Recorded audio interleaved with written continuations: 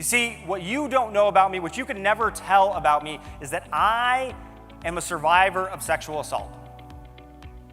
And that is a large part of my story.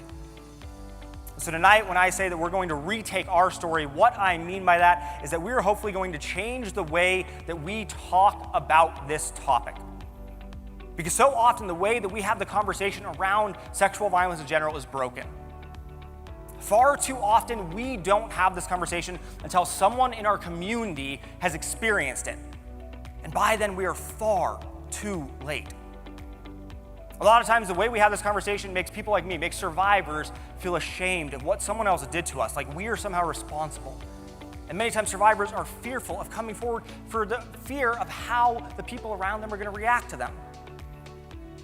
More often than not, we're not having this conversation because it is a difficult one, but we're just not talking about it.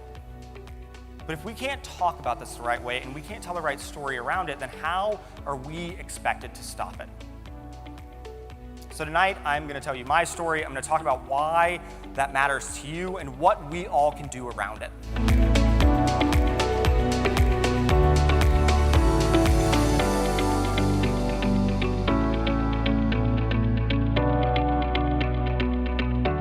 People ask me all the time, how do we stop sexual violence? Like there's some magic answer, and there isn't. The way that we stop sexual violence is a lot of small things over time, but part of those small things are the actions that you are taking in your organizations and chapters on a regular basis. Now there's this concept of bystander engagement, bystander intervention, and some of you are probably familiar with.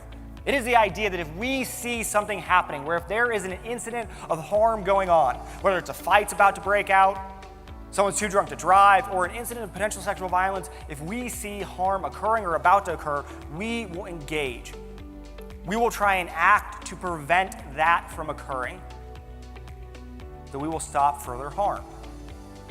Now, this is a great concept, but oftentimes people think of it the wrong way. A lot of times when we teach bystander engagement, people oftentimes think of the act in question. And that is their idea of bystander engagement. They say, yeah, if I see something, I would step in. That's actually secondary engagement. Primary bystander engagement is what occurs before that incident ever occurred.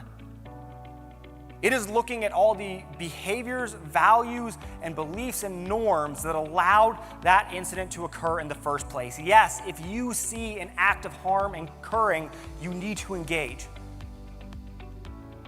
But I need you to do a better job of looking inwards of what's happening in your organizations right now, what's happening in your communities, what's happening in your chapters, because the most effective form of bystander engagement isn't us doing it in the moment, it's us doing it way beforehand.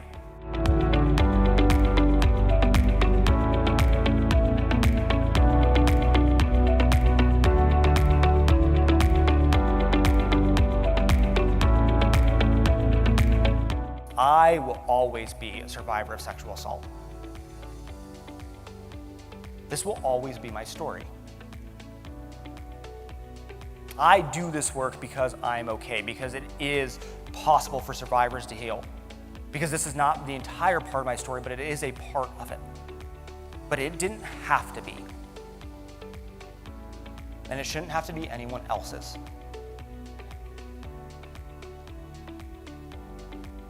I do this work because I believe in you.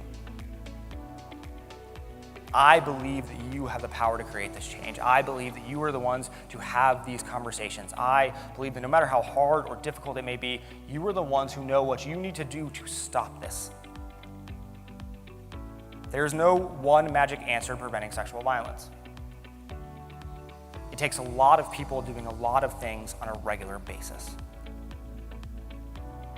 But I know that you can be those people, and I need you to be those people.